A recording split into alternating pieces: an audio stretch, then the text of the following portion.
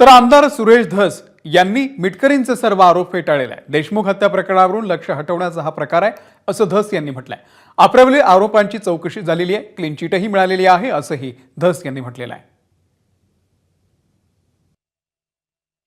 आमदार सुरेश धस आपल्या सोबत आहेत। सर, खरं तर अमोल मिटकरींनी सुद्धा तुमच्यावरती अनेक आरोप केलेले आहेत, कसं बघते आरोपांकडे? हे बघा, अमोल मिटकरी जे आरोप करतायत ना, मिटकरी हे पहिली दुसरीच्या शाळेत शिकणारा विद्यार्थी आहे। त्याने उठून मी त्याला एक दोन वेळा समज दिलेली आहे की माझ्यावरती बोलू नका, ते जे आरोप करतायत आणि आमकं होईन तमकं, तर मी स्वतः चड्डीत असल्यापासून, चड्डीत कुठपर्यंत असतं माणूस, इयत्ता 4थी 5वीपर्यंत, चड्डीत असल्यापासून आत्तापर्यंत जे काही तुम्ही आरोप करतायत ते सगळ्या आरोपात काही तथ्य राहिलेलं नाही, काय नाही। त्याच्या 3-3 वेळा चौकशा झालेल्या आहेत, मला क्लीन चिटसुद्धा मिळालेली आहे। तर चड्डीत असल्यापासून आत्तापर्यंत सगळ्या आरोपाची चौकशी करा, त्याच्यामध्ये कुठेही काही सापडणार नाही। आणि दुसरी गोष्ट अशी आहे की माझी विनंती आहे सगळ्यांना, यांना हे जी पद्धत चालली त्यांची, संतोष देशमुखच्या खून प्रकरणावरून लक्ष विचलित करण्याचा हा प्रकार आहे। अरे बाबा मिटकरी, तुम्ही किंवा तुमचा पक्ष म्हणजे हे खून करणाऱ्यांना पाठिंबा देतोय का? खून ज्या प्रकार म्हटले, वाल्मिक कराडला अटक होण्याच्या आधी 2 दिवस संपर्कामध्ये होता, तुमची सुद्धा चौकशी झाली पाहिजे, तुमचा सीडीआर काढला गेला पाहिजे। अहो, माझा बी सीडीआर काढा ना, माझा सीडीआर काढला, 100% काढला पाहिजे माझा आणि वाल्मिक अण्णाचा। वाल्मिक अण्णा कराड यांना मी कशासाठी फोन केला हे निघल ना। मी सांगितलं का संतोष देशमुख को मर्डर करो? हां, काय बोलता आणि काय नाही, ते कोण आहे?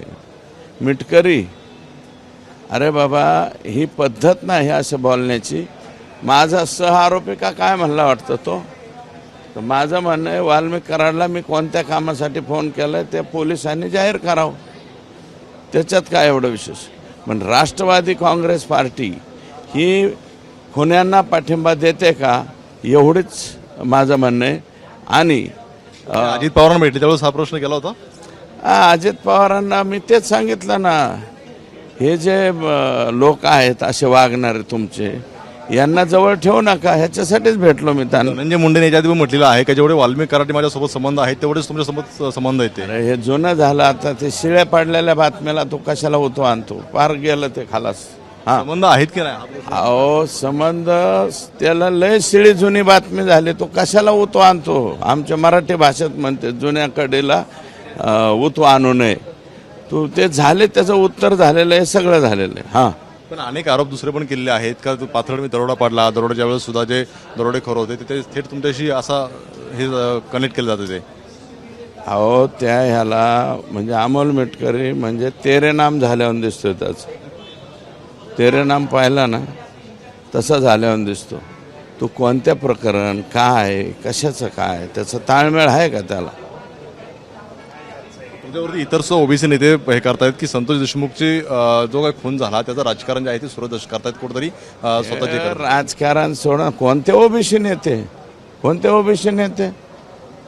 हाकेंनी केली? अरे कोण, कुठला ओबीसी नेता आणला तुम्ही? कोण आहे हाके?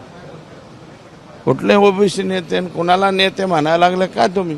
तुम्ही अजित पवारांची वारंवार जनतेतून निवडून आलेल्या लोक, अजितदादांना जाऊन भेटलोय मी, काय सांगायचं ते त्यांना सांगितलंय बरं का। हे असले कुणी हे मिटकरी थळकरी कोण येतो, ते तसल्याने बोलू नाही। काय तुमची भूमिका काय आता? कशाची भूमिका? माझी खोली भूमिका आहे, संतोष देशमुखच्या जे कोणी मारेकरी आहे यांना फाशीला घालवायचं म्हणजे घालवायचं, आणि त्याच्यात कोणी आडवा आलं तर त्यांना बी फाशीला द्यायचं। कोण अडवायचं तुम्हाला वाटतंय? येतील ना। हे कोणतं, हे तुमचं जे नाटक चाललं हे कोणाचं नाटक आहे? हे फक्त संतोष माझं म्हणणं एकच आहे, माझ्यावरती तुम्ही जे आरोप करताय ना, CBI, FBI, अजून कोणती वरिष्ठ DNA काय आहे, NIA कडून चौकशी लावा माझी। पहिले तर 3 झाले, त्यात काही सापडलं नाही।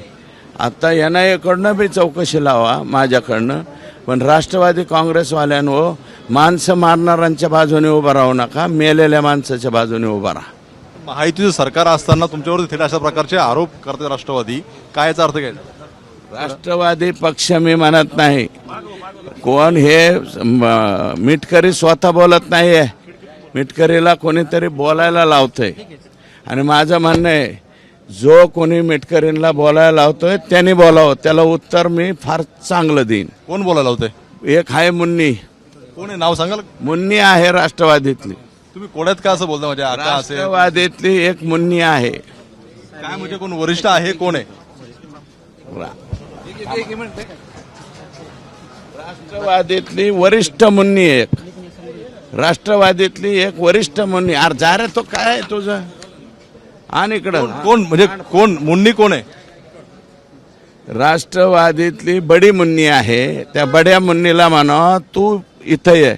कुठं मिटकरी, सूरज चव्हाण हे बारकाल्या पोरांना कायला बोलायला लावतो? मला माहिती, मुन्नीला बी माहिती मी कोणावर बोलतोय ते.